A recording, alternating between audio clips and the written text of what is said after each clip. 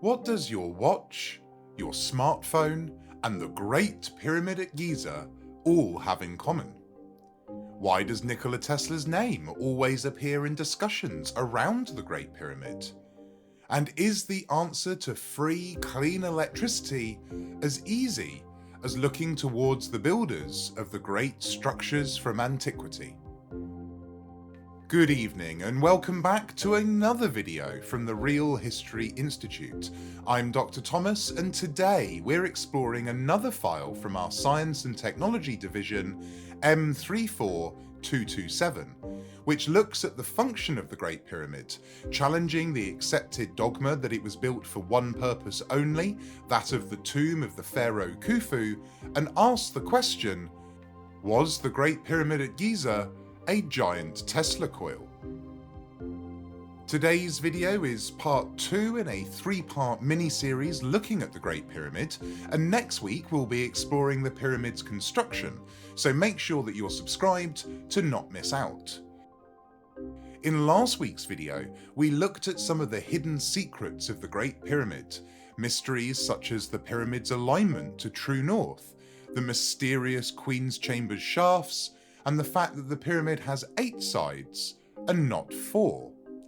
It is these secrets, along with the fact that no inscriptions, burial items, or even a body have ever been found inside, and the fact that it contains not 1, not 2, but 3 supposed resting chambers for a sarcophagus that have led many to believe, the Institute included, that the Great Pyramid at Giza had at one time a very different function from that of a tomb.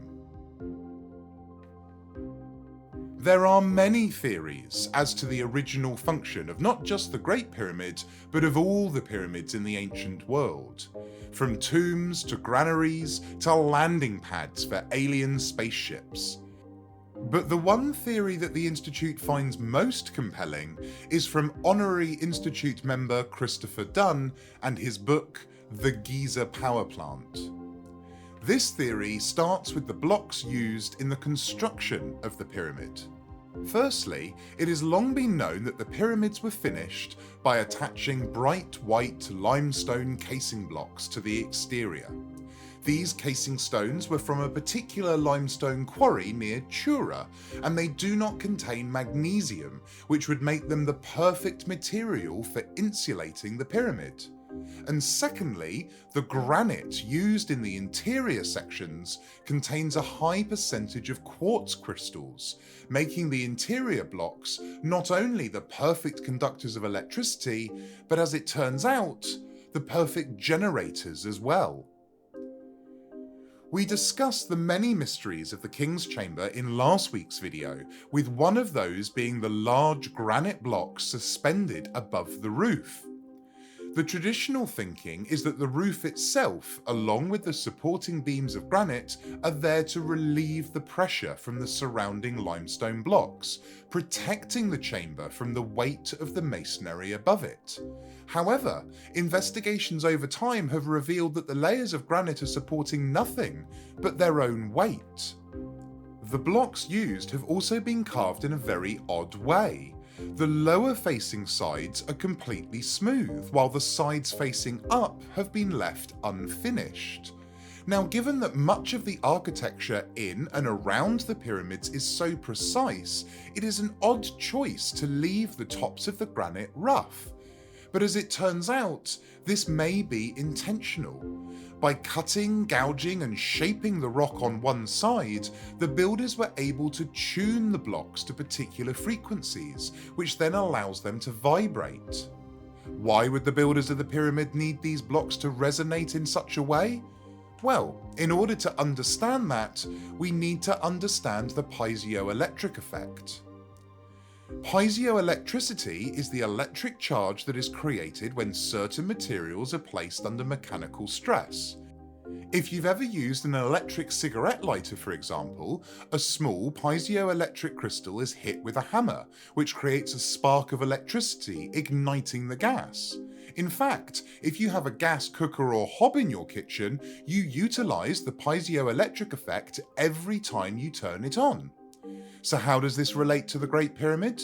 Well, the theory suggests that running beneath the Giza plateau, and indeed the Great Pyramid itself, is an underground flow of water. This resonates in the subterranean chamber and vibrates up through the pyramid.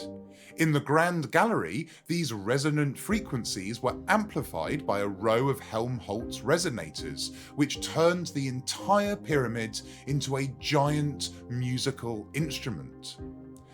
This sound then carried into the king's chamber, compressing the quartz inside the now perfectly tuned granite blocks, and through the piezoelectric effect, massive amounts of electricity was then created.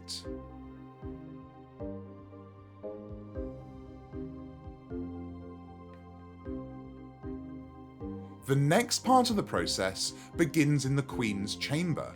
It is here that Dunn theorises a hydrochloric acid solution was mixed with a zinc chloride solution to produce hydrogen. When the Queen's chamber was first discovered, a thick coating of salt was found on the walls, along with traces of gypsum. Both would be present if hydrochloric acid and zinc chloride were mixed. Not only that, but traces of these chemicals have also been found in the shafts leading to the Queen's chamber. And during an exploration of these shafts, as we discussed last week, Rudolf Gantenbrink revealed a door with 2 copper hooks protruding from it. They appear, as you can see in this photo, to have corroded, which is exactly to be expected if they were used to deliver acid into the shafts. Dunn further theorises that this door would then act as a pressure valve, allowing the builders of the power plant to monitor the pressure and release more or less of the solutions into the shafts as required. The hydrogen produced would then fill the interior of the pyramid, where it is then ionised by the electricity being generated in the king's chamber. This would create a massive amount of energy that would then be released like a laser either through the southern shaft in the king's chamber, or perhaps, as many people believe, released through the tip of the pyramid that was believed to have been made of solid gold. Either way, now that the energy has been released, it needs to be collected. And that is where Nikola Tesla and his dream of free, wireless electricity comes in. Nikola Tesla wanted to create a way to supply power without wires. He almost accomplished his goal when his experiments led him to create the Tesla coil, and it was the first system that could wirelessly transmit electricity.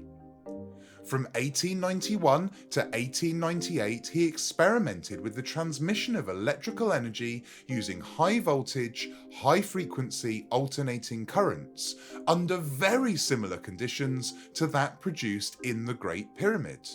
He was successful in transmitting 100 million volts of high frequency wireless electricity over a distance of 26 miles.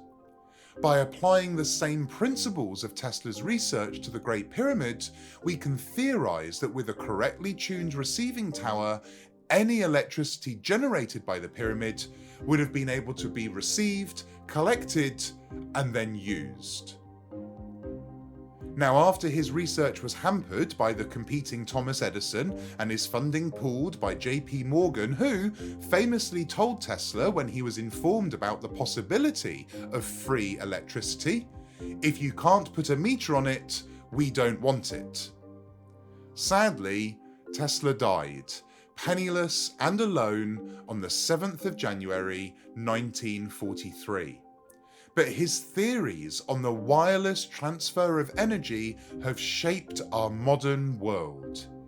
Everything from the remote you use to control your TV, to smartphones, computers, radio transmissions, and so much more, all rely on techniques pioneered by Tesla. Ultimately, until someone creates a working model of the Great Pyramid using the same parameters as we've discussed, we may never know the truth. Many people today brand the idea that the Great Pyramid could have once created and transmitted electricity simply from the vibrations of the Earth as pseudoscience. However, it is the Institute's position that there is so much we have lost to time. As Graham Hancock says, we are a species with amnesia.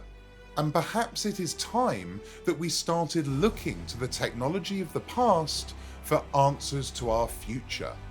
As Nikola Tesla once said, "The day science begins to study non-physical phenomena, it will make more progress in 1 decade than in all the previous centuries of its existence." What are your thoughts on the Giza power plant theory? Let us know in the comments below, and if you're interested in the theory we've summarised today, we highly recommend Chris Dunn's book, The Giza Power Plant: Technologies of Ancient Egypt. Next week, we'll be looking at the evidence, or rather lack of evidence, that Khufu of the 4th dynasty built the Great Pyramid. And if you haven't already, check out this video, part 1 in our series exploring some of the mysteries and secrets of the Great Pyramid. Until next week, the Institute thanks its members for their time and wishes them a very pleasant evening.